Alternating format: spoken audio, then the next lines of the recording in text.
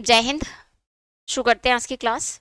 जैसा कि इस सीरीज में हम वीडियो के प्रीवियस ईयर्स पेपर्स को सॉल्व कर रहे हैं, इससे पहले कि मैं आज का पेपर आपको सॉल्व करूंगा, जो कि 2018 में वीडियो का पेपर हुआ था 23 तारीख को, इसका एक पेपर हम इस सीरीज के सेकंड में जो वीडियो है उसमें कर चुके थे। तो इसको सॉल्व कराने से पहले मैं आपको एक चीज़ स्पष्ट कर दूं। हमारे एक स्टूडेंट रहे हैं ऋतिक नाम के, उन्होंने मुझे भेजा था जो दूसरी सीरीज थी बच्चे, उसमें क्वेश्चन नंबर 27। तो क्वेश्चन बाय मिस्टेक गलती से टाइप हो गया था। जो मेन पेपर था, पहले मैं आपको वो क्वेश्चन बता देती हूँ। मेन पेपर में प्रश्न पूछा गया था कि निम्नलिखित में से कौन सा अमृत का विलोम है। इन दैट कंडीशन वहां जो आंसर दिया था वो मैंने बिस दिया था और वो सही था, लेकिन ये क्वेश्चन टाइप हो गया था कि निम्न में से अमृत का पर्यायवाची क्या होगा। तो अगर हम उसी क्वेश्चन पर डिस्कस कर लें कि निम्न में से अमृत का पर्यायवाची क्या होगा, तो उसमें जो ऑप्शंस थे वो था अमर, मृत्य, विष, और चौथा ऑप्शन विश्व होना चाहिए था मूल पेपर के अनुसार, लेकिन वहां विलोम आ गया था। तो हम उन्हीं ऑप्शंस की अगर बात करते हैं और अमृत का पर्यायवाची की अगर बात करें तो फिर हमारा आंसर अमर हो जाएगा। हालांकि अमर मृत्य का विलोम है, लेकिन अमृत पी के भी हम अमर हो जाते तो उस सेंस में हम वहां लगा लेंगे। तो आई थिंक उस क्वेश्चन को लेके सारे डाउट्स क्लियर हो गए होंगे। तो अब हम शुरू करते हैं आज की सीरीज, जो कि 2018 में वीडियो का पेपर हो चुका था, वही आज का पेपर है। तो पहले क्वेश्चन पर बढ़ते हैं। तो पहला क्वेश्चन है, जिंदगी में कौन सा प्रत्यय है। तो बच्चे, जिंदगी में जो प्रत्यय है ना वो गी प्रत्यय है। और आपको एक बात और बता दूं कि जो गी प्रत्यय है ना बेटा, वो गी प्रत्यय भाववाचक संज्ञा के अंतर्गत आता है। तो सब हमारा आंसर होगा कि कौन सा प्रत्यय है, गी प्रत्यय है। तो चलिए नेक्स्ट क्वेश्चन पर बढ़ते हैं। क्वेश्चन नंबर सेकंड, निम्न में से कौन सा शब्द तत्सम शब्द है। तो देखो, जब मैंने पहला पेपर कराया था उस समय तत्सम शब्दों की ट्रिक बताई थी। तो उस ट्रिक के अनुसार भी अगर हम देखें तो मुझे उम्मीद है कि हम आंसर पर पहुंच जाएंगे, बिल्कुल पहुंच जाएंगे। उस समय मैंने बताया था कि जहां र का रूप होता है, तत्सम सा होता है, रे होता है, वहां तत्सम शब्द होते हैं। तो देखो, मोर में क्या कोई भी र का रूप है? नहीं है, र स्वयं है। पिया में भी नहीं है, चार में भी नहीं है। तो हमारा आंसर क्या है? हमारा आंसर है प्रिय। तो जो प्रिय है वही प्रिय होता है, और प्रिय जो है इसका तत्सम होगा प्रिया। स्त्रीलिंग सेंस में, जैसे अनुज होता है उसको स्त्रीलिंग अगर बनाना हो तो हम क्या कर देते हैं? अनुजा कर देते हैं। और जो मोर है इसका तत्सम होता है मयूर, और जो चार है इसका उपसर्ग तत्सम होगा चतुर्थ। तो चलिए अगले क्वेश्चन पर आगे बढ़ते हैं। क्वेश्चन नंबर थर्ड, और क्वेश्चन नंबर थर्ड क्या कह रहा है कि निम्न में से कौन सा शब्द तत्सम नहीं है।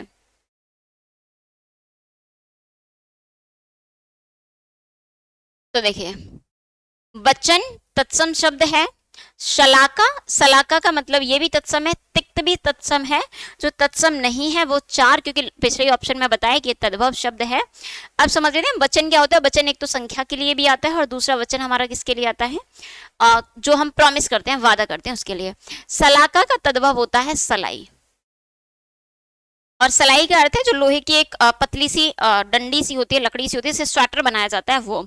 और तिक्त का मतलब होता है जो एकदम तृप्त हो चुका है व्यक्ति, संतुष्ट किस्म का व्यक्ति, उसे हम कहते हैं तिक्त। तो ये भी हमारा कैसा है? तत्सम शब्द है। अगले क्वेश्चन पे बढ़ते हैं। निम्न में से कौन सा शब्द विदेशज है। तो विदेशज शब्दों की अगर हम बात करें तो विदेशज जो शब्द है वो है रिक्शा। बिल्कुल पहला ही ऑप्शन है, क्योंकि ये कौन सा शब्द है? ये जापानी शब्द है। और कौन से शब्द विदेशज होते हैं? तो वे शब्द जो हमने विदेशी भाषा से लिए हैं वे सब विदेशज शब्द होते हैं। और तेंदुआ, जूता, ये हमारे तद्भव शब्द हैं। तेंदुआ तो देशज शब्द है, और नव जो है वो हमारा तत्सम शब्द है। तो चलिए अगले क्वेश्चन पर बढ़ते हैं। अगला क्वेश्चन है, गाय में कौन सी संज्ञा है। तो बच्चे, गाय में हमारी जो संज्ञा होगी वो संज्ञा है जातिवाचक, क्योंकि गाय की बहुत सारी प्रजातियां होती हैं। हाँ, अगर इस पे में बहुत सारे जानवरों के नाम लिखे होते उस समय पे गाय व्यक्तिवाचक हो सकती है, लेकिन यहाँ पर जो हमारा आंसर होगा वो क्या होगा? जातिवाचक। अगले क्वेश्चन पर बढ़ते हैं। अगला क्वेश्चन है, निम्न में से कौन सी भाववाचक संज्ञा है। तो भाववाचक संज्ञा कौन सी होती है? दिल्ली स्थान का नाम है, तो ये कैसी संज्ञा है? व्यक्तिवाचक। लड़का संपूर्ण जाति का बोध करा रहा है, तो ये कैसी संख्या है? संज्ञा है? जातिवाचक। मोहन, ये भी कैसा एक बच्चे व्यक्ति विशेष का नाम है, तो ये भी कौन सी होगी हमारी व्यक्तिवाचक। बीमारी, ये हमारी भाववाचक संज्ञा, सही आंसर है, क्योंकि बीमारी क्या है, बीमारी अवस्था है। तो भाववाचक संज्ञा कहाँ होती है, जहां पर हमें भाव, गुण, दशा,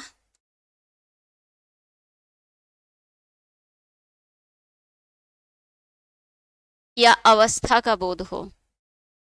तो बीमारी भी क्या है, व्यक्ति की अवस्था है, तो उसमें कौन सी संज्ञा हो जाएगी, उसमें हो जाएगी हमारी भाववाचक संज्ञा। तो चलिए अगले क्वेश्चन पर बढ़ते हैं। हिंदी में कुल कितने सर्वनाम होते हैं? तो हिंदी में जो सर्वनामों की संख्या है बेटा, वो है हमारी 11। सही आंसर क्या है, 11। और ये कौन कौन से होते हैं, तो मैं यहीं लिखे देती हूँ। मूल सर्वनाम, जब भी पूछे कितने सर्वनाम, मूल सर्वनाम। मैं, तू, आप, यह, वह,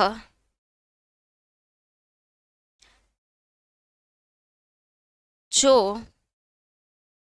वो, कहीं कहीं वो की जगह सो शब्द भी मिलता है, जो और सो। कौन, क्या, कोई,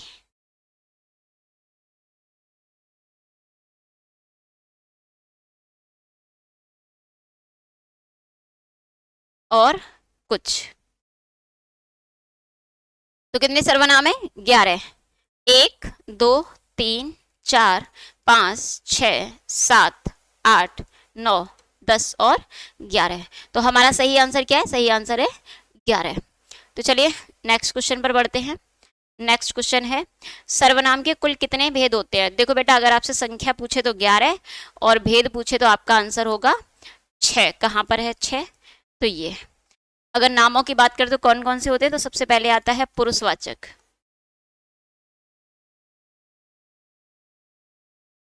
पुरुषवाचक, निश्चयवाचक,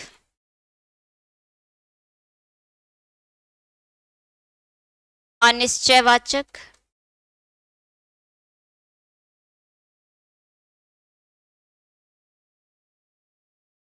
संबंध बोधक या संबंधवाचक,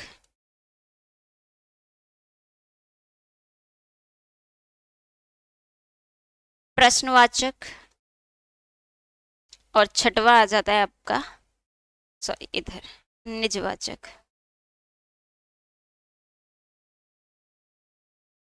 तो कितने भेद होते हैं, 6 भेद होते हैं। चलिए अगले क्वेश्चन पर बढ़ते हैं। पर्वतीय में कौन सा विशेषण है? देखो बेटे, पर्वत क्या है, स्थान का नाम।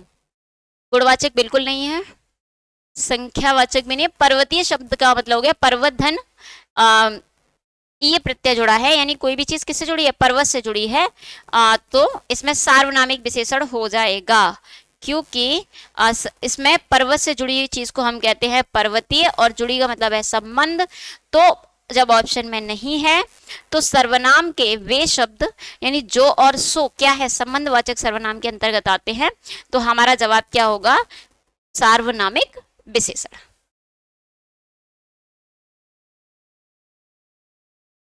चलिए आगे बढ़ते हैं अगले क्वेश्चन पर, क्वेश्चन नंबर 10।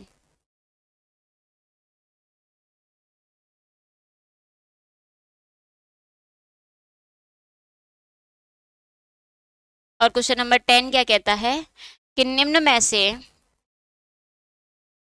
कौन सा शब्द विशेषण है? तो विशेषण बेटा कौन से शब्द होते हैं जो किसी की विशेषता बताते हैं? तो आगरा स्थान का नाम है, कुछ सर्वनाम है, आगरा सर्वनाम है, लिखना क्रिया है। चलिए मैं यहाँ लिख देती हूँ, ये क्या है, ये हो गई हमारी संज्ञा, ये हो गया हमारा सर्वनाम, और ये क्या हो गई, ये हो गई हमारी क्रिया, और ये है हमारा विशेषण। तो आंसर में भी क्या पूछा है, विशेषण पूछा है, तो हमारा आंसर क्या होगा, बी। अगले क्वेश्चन पर आगे बढ़ते हैं। अगला क्वेश्चन क्या है, जो विशेषता बताते हैं उन्हें क्या कहते हैं? तो क्वेश्चन नंबर 11 क्या कहता है कि जो विशेषता बताते हैं उन्हें क्या कहते हैं? तो बच्चे जो किसकी विशेषता बता रहे हैं पहले ये देख लेते हैं कि संज्ञा की विशेषता बता रहे हैं। तो जो संज्ञा की विशेषता बताते हैं उन्हें विशेषण कहते हैं, और जो क्रिया की विशेषता बताते हैं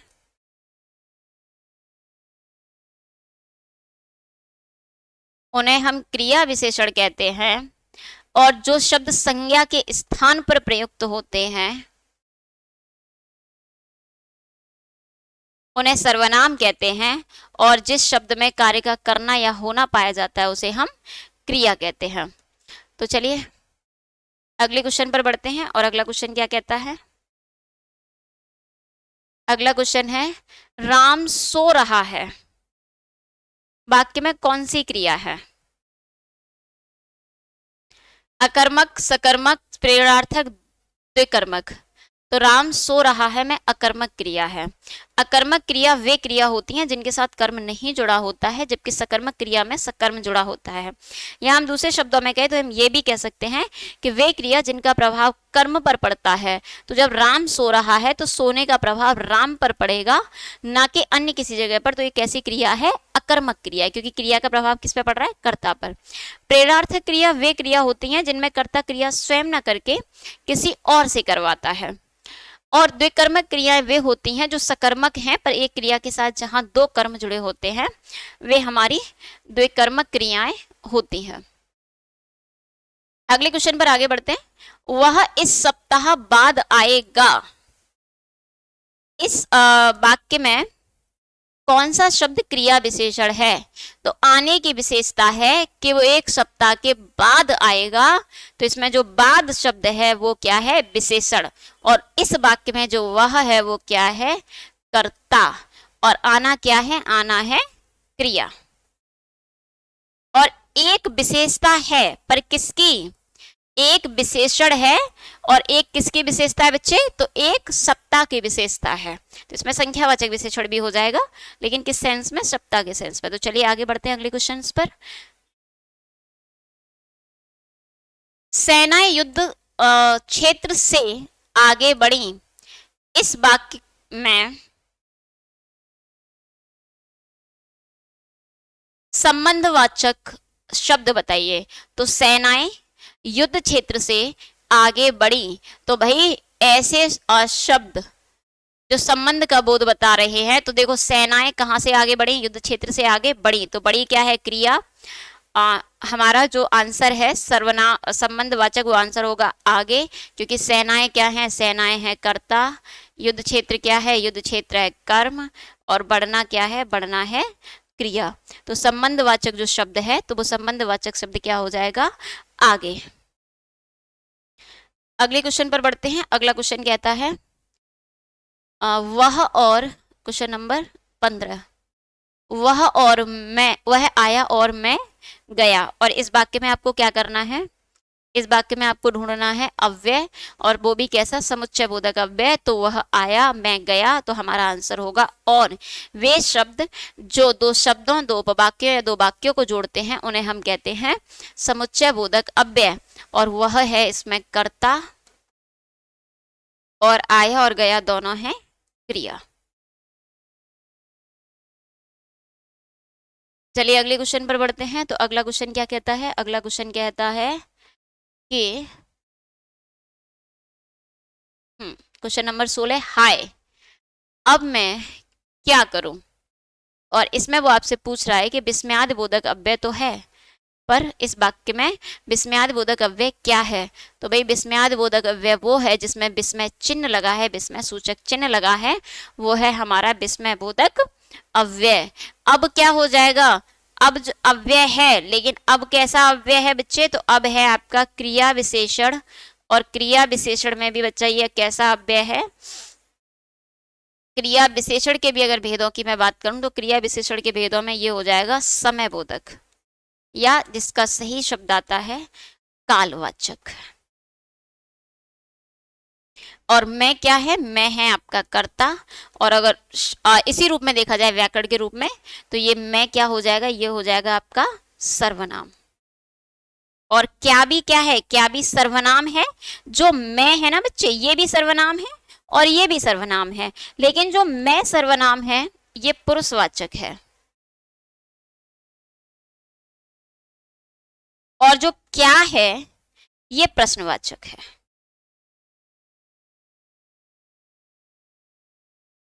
चलिए तो आगे बढ़ते हैं अगले क्वेश्चंस पर। क्वेश्चन नंबर 17, और क्वेश्चन नंबर 17 कहता है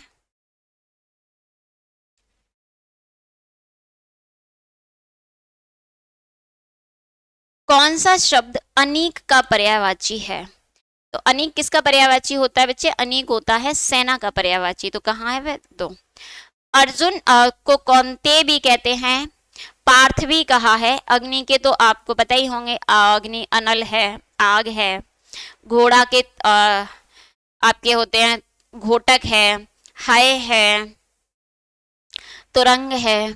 तो चलिए आंसर होगा हमारा सेना। अगले क्वेश्चन पर बढ़ते हैं, क्वेश्चन नंबर 18, और क्वेश्चन नंबर 18 क्या कहता है कि कपड़ा का पर्यायवाची बताइए। तो कपड़ा का पर्यायवाची क्या होगा, कपड़ा का पर्यायवाची इन ऑप्शंस में आपका हो जाएगा वसन। गगन के पर्यायवाची आपके अंबर है, आकाश है, और जंगल के आपके वन, विपिन, ये सारे पर्यायवाची आपके किसके हैं, जंगल के। अगले क्वेश्चंस पर बढ़ते हैं, आकाश का विलोम बताइए। तो बच्चे आकाश का विलोम हो जाएगा आपका पाताल। आकाश का विलोम क्या है, पाताल। धरती का विलोम क्या हो जाएगा, अंबर। वैसे आकाश आप पाताल, धरती का विलोम आप आकाश भी कह सकते हो, लेकिन धरती के लिए आता है आकाश। धरती का विलोम अंबर, आकाश का विलोम पाताल, अनर्थ का विलोम अर्थ, और अनग का विलोम नग। चलिए अगले क्वेश्चन पर बढ़ते हैं। अगला question, question number 20। Question number 20 क्या कहता है कि पृथ्वी का विलोम बताइए। चलिए पृथ्वी का विलोम पूछ ही लिया, तो पृथ्वी का विलोम क्या होगा, आकाश।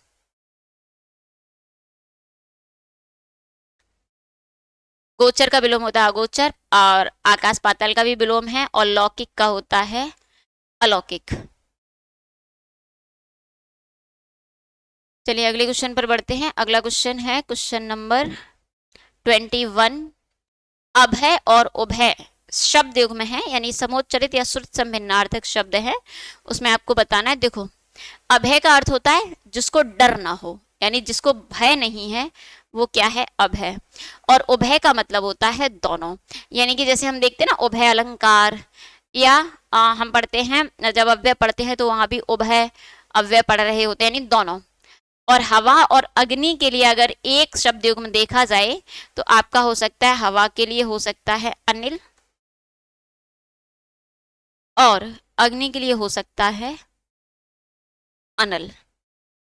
पढ़ना और पढ़ाना ये तो क्रिया ही है, पढ़ना आपकी ये अपोजिट कर दिया है, यानी ये तो आंसर हमारा ए होगा। अक्सर एग्जामिनर इसी तरह से कंफ्यूज करता है। तो चलिए अगले क्वेश्चन पर बढ़ते हैं, और अगला क्वेश्चन है क्वेश्चन नंबर 22। ये भी श्रुत संभिन्नार्थक है। अल और अली, अल और अली को पूछा है। तो देखो अल होता है भौरा, और अली होता है सहेली। तो देख लेते हैं कहाँ पर है भौरा और सहेली, यानी हमारा सही आंसर क्या होगा, ये। और ये जो कंधा है, अगर इसके लिए मैं श्रुत संभिन्नार्थक की बात करूं तो इसके लिए हो जाएगा अंश और अंश। अली और भोला का तो हो ही गया। दमन, दामन। दमन होता है ये तो अपने आप में ही ऐसे शब्द है। तो दमन का अर्थ होता है किसी चीज को दबाना, और दामन का अर्थ होता है आंचल। और दर्शन और दसन, तो दर्शन होता है किसी को भी देखना, और दर्शन आता है आपका। अगले क्वेश्चन पर आ जाते हैं, क्वेश्चन नंबर 23। क्वेश्चन नंबर 23, उपसर्ग। उपसर्ग किसे कहते हैं। तो जो उपसर्ग है वो है हमारे जो किसी भी शब्द के बाद में जुड़ते हैं। नहीं भाई, बाद में जुड़ने वाले तो प्रत्यय कहलाते हैं। क्या कहलाते हैं, प्रत्यय। किसी शब्द के मध्य में जुड़ता है। तो भाई जो हमारी हिंदी है वो माध्यमिक प्रत्यय नहीं है, यानी मध्य में प्रत्यय नहीं जुड़ते। हालांकि विश्व की बहुत सारी भाषाएं ऐसी हैं जहां प्रत्यय मध्य में जोड़े जाते हैं। और किसी शब्द के कहीं भी जुड़ जाते हैं। नहीं नहीं नहीं भाई, ये भी नहीं, हमारी हिंदी की विशेषता में आएगा उपसर्ग वे शब्दांश जो किसी भी शब्द के आगे जुड़ते हैं। तो चलिए अगले क्वेश्चन पर बढ़ते हैं, क्वेश्चन नंबर 24। तो क्वेश्चन नंबर 24 पर आ जाते हैं।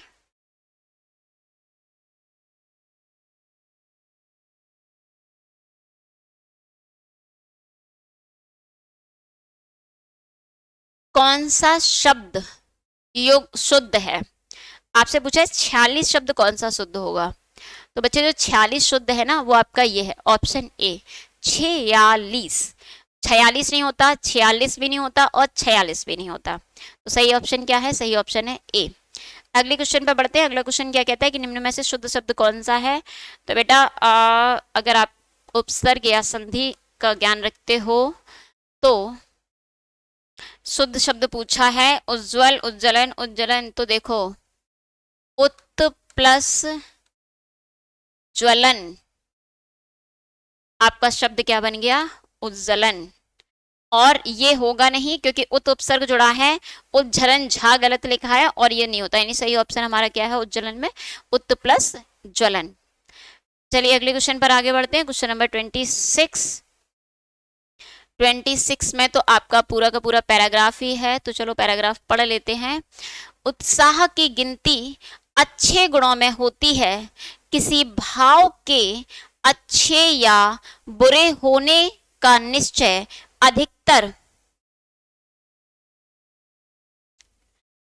उसको प्रवृत्ति के शुभ या अशुभ के परिणाम के विचार से होता है।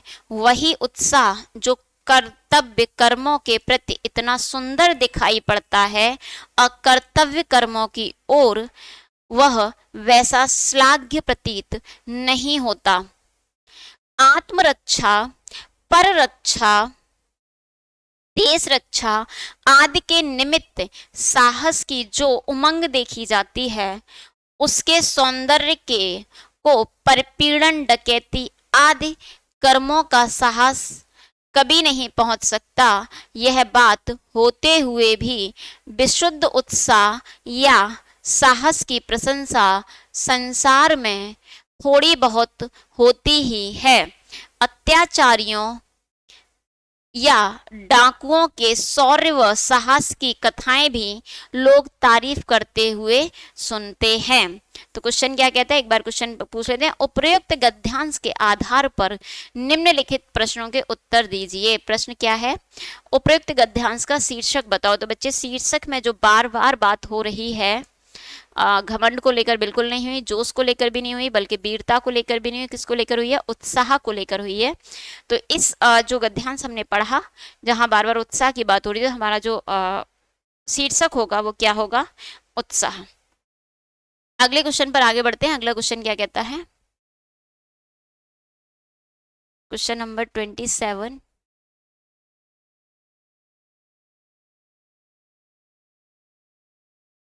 ओके, तो दोबारा से हमारा एक और पैराग्राफ है।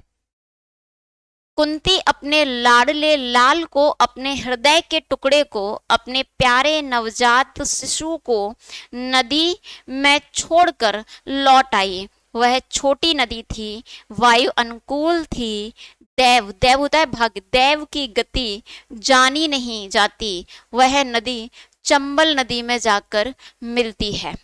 अब शिशु की पिटारी बहती बहती चंबल नदी में आ गई। इटावा के पास चंबल नदी आकर श्री यमुना जी में मिलती है, अतः चंबल के प्रवाह के साथ वह भी यमुना नदी में आ गई। कौन आ गई? पिटारी आ गई। यमुना जी में आ गई और यमुना जी के साथ प्रयाग की ओर बढ़ी। तीर्थराज प्रयाग में जाकर श्री यमुना जी गंगा जी से मिल जाती हैं। अतः अब वह मंजूषा, मंजूषा अर्थात पिटारी, शिशु को लेकर काशी की ओर बहने लगी। उसके साथ न कोई मलाह था, न पथ प्रदर्शक। भाग्य उसे स्वयं ही बहाकर ले जा रहा था।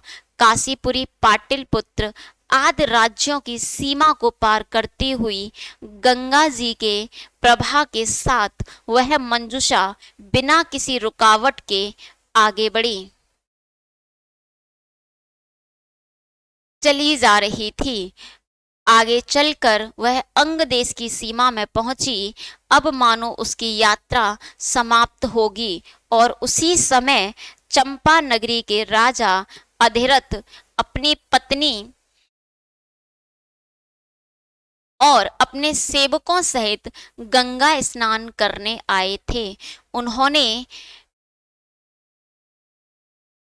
दूर से इस सुंदर सी पेटी को जाह्नवी की लहरों में के साथ क्रीड़ा करते हुए देखा। अतः उन्हें अपने सेवकों को आज्ञा दी कि सामने यह जो मंजुषा बहती आ रही है उसे पकड़कर लाओ। तो क्वेश्चन नंबर 27 कहता है कि कुंती अपने नवजात शिशु को कहाँ छोड़कर आई थी। तो कुंती अपने नवजात शिशु को कहाँ छोड़कर आई थी? वाक्य में बताया गया है तालाब में बिल्कुल नहीं, समुद्र में भी नहीं, एक छोटी सी नदी में छोड़कर आई थी। इस डर से बड़ी नदी में नहीं छोड़कर आई कि कहीं भी उसका बच्चा बह ना जाए। तो चलिए अगले क्वेश्चन पर बढ़ते हैं। मंजुषा को कौन लेकर जा रहा था? तो भाई वाक्य में दिया गया है कि उस मंजुषा के साथ न कोई मलाह था, न कोई पथ प्रदर्शक था, तो सेवक भी नहीं था, बल्कि कौन था? भाग्य। लेकिन उसमें किस शब्द का प्रयोग किया गया है? दैव शब्द का प्रयोग किया गया है। जो दैव है वो भाग्य है और जो देव है वो देवता के लिए प्रयुक्त होता है। दोनों श्रुत श्रम भिन्नार्थक या शब्द युग्म कहलाते हैं। अगले क्वेश्चन पर बढ़ते हैं। क्वेश्चन नंबर 28 और क्वेश्चन नंबर 28 कह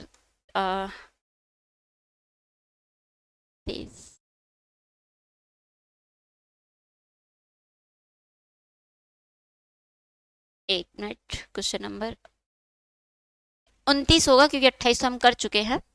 राजा अधिरथ ने सेवकों को क्या आज्ञा दी? मंजुषा को लाने की, बिल्कुल। शिशु को लाने की तो राजा को तो पता ही नहीं था उसमें शिशु है। सेना को लाने की नहीं भाई, और राधा को लाने की भी नहीं दी। तो राजा अधिरथ ने राधा के साथ तो वो स्वयं आए थे नहाने के लिए, मंजुषा यानी उस सुंदर सी पिटारी को लाने की आज्ञा दी।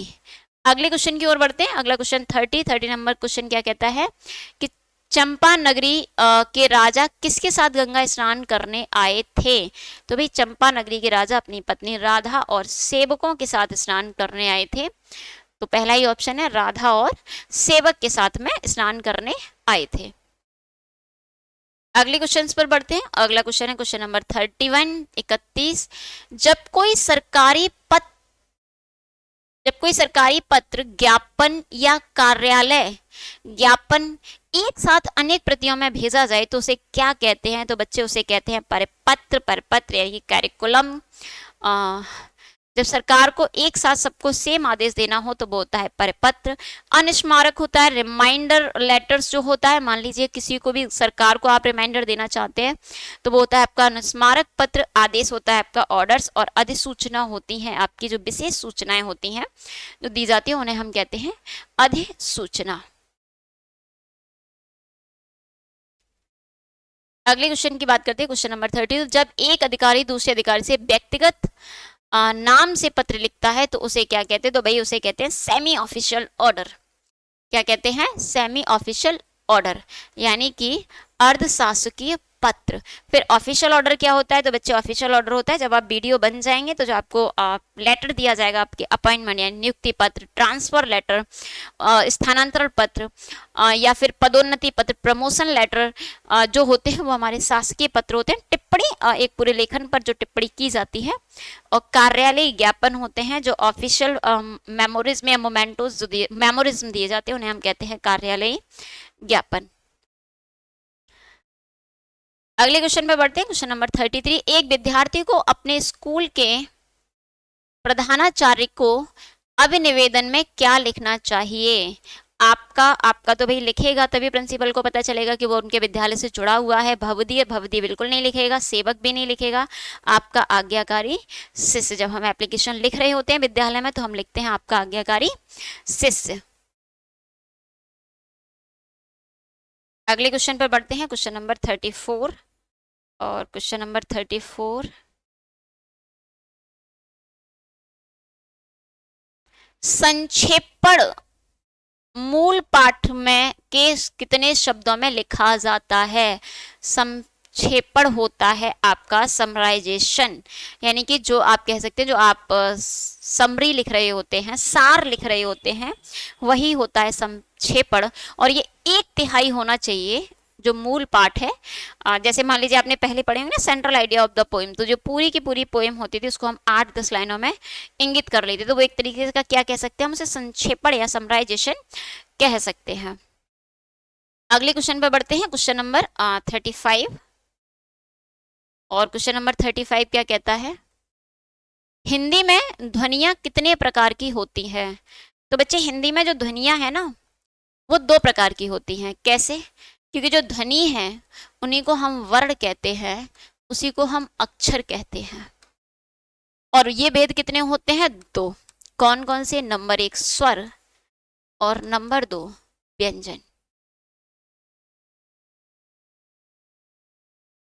चलिए अगले क्वेश्चन पर बढ़ते हैं, क्योंकि इसमें ऑप्शंस ऐसे नहीं है जिसको एक्सप्लेन किया जाए, हम आगे पढ़ लेते हैं। मात्रा के आधार पर स्वर के कितने भेद होते हैं? तो मात्रा के आधार पर स्वर के 3 भेद होते हैं, एक मात्रिक, द्विमात्रिक और त्रिमात्रिक। तो कहां पर ऑप्शन है? त्रिमात्रिक।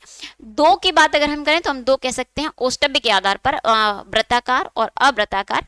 हालांकि वहां पर भी हम उदासीन वर्णों को पढ़ रहे होते हैं तीसरे भेद के रूप में। और अगले क्वेश्चन पर बढ़ते हैं, क्वेश्चन नंबर 37 कहता है कि जीवा के आधार पर स्वर के कितने भेद होते हैं? तो बच्चे जीवा के आधार पर स्वर के 3 भेद होते हैं, अग्र स्वर, मध्य स्वर और पश्च स्वर। कहां पर है हमारा ये 3 भेद? कौन कौन से होते हैं? अग्र, मध्य और पश्च। अगर बात करें अग्र में क्या आएगा, तो अग्र में ए ई और ए आय, और मध्य में आपका आता है अ, और पश्चिम में आता है आ, उ और ओ, औ। चलिए अगले क्वेश्चन पर बढ़ते हैं।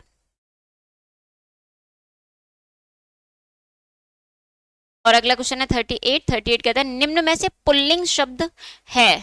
तो देख लो भाई पुल्लिंग शब्द कौन सा है? तो दया तो की जाती है या दया होती है, और तो ये स्त्रीलिंग है। माया भी होती है, भाषा भी होती है, लेकिन आभार जताया जाता है। तो आभार आपका कैसा शब्द है? आभार होगा आपका स्त्रीलिंग शब्द, तो सॉरी पुल्लिंग शब्द। अगले क्वेश्चन पर बढ़ते हैं, निम्न में से पुल्लिंग शब्द है। क्वेश्चन नंबर 39 में भी क्या पूछा गया कि निम्न में से पुल्लिंग शब्द कौन सा है? तो पुल्लिंग शब्द है आपका आशा होती है, कष्ट होता है, क्षमा मांगी जाती है और सेना भी होती है। तो पुल्लिंग शब्द कौन सा होगा? कष्ट। अगले क्वेश्चन की ओर बढ़ते हैं, क्वेश्चन नंबर 40। और क्वेश्चन नंबर 40 कहता है कि निम्न में से स्त्रीलिंग शब्द कौन सा होता है?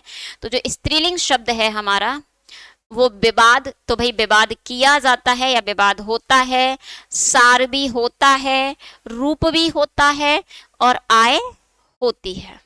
तो हमारा स्त्रीलिंग शब्द क्या हो जाएगा? स्त्रीलिंग शब्द होगा आय। अगले क्वेश्चन में बढ़ते हैं, क्वेश्चन नंबर 41 कहता है निम्न में से कौन सा शब्द स्त्रीलिंग है? तो स्त्रीलिंग शब्दों में ऑप्शंस देख लेते हैं। ग्रह यानी घर होता है, चंदन भी होता है, पत्ता भी होता है, लेकिन सभा होती है या सभा की जाती है। जैसे कहते हैं मोदी ने सभा को संबोधित किया, तो वो मोदी जी के लिए आया है किया, सभा के लिए तो की आएगा। ऐसा अगर उसी को कहते हैं ना कि मोदी जी द्वारा सभा संबोधित की गई, तो आंसर्स क्या हो जाएगा? फिर सभा होगी हमारी स्त्रीलिंग। तो चलिए अगले क्वेश्चन पर बढ़ते हैं, क्वेश्चन नंबर 42। और क्वेश्चन नंबर 42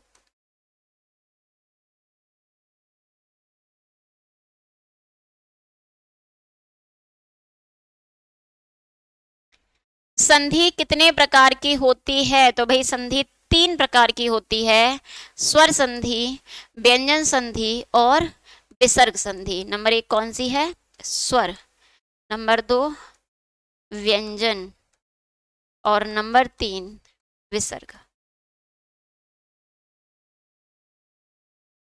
चलिए अगले क्वेश्चन पर बढ़ते हैं, क्वेश्चन नंबर 43। क्वेश्चन नंबर 43 क्या कह रहा है कि सदानंद का संधि विच्छेद कीजिए।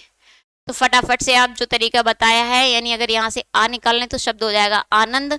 तो आनंद हमें कहाँ मिल रहा है? आनंद तो भाई चारों में मिल रहा है। तो आनंद के में से आ निकालते क्या बचेगा? आधा दा बचेगा, और आधा दा क्या है? वर्ग का तीसरा वर्ण।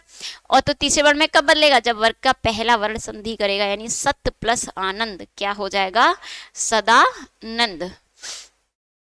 अगले क्वेश्चन पर बढ़ते हैं। अगला क्वेश्चन है 44 क्वेश्चन कह रहा है कि पुस्तकालय में कौन सी संधि है?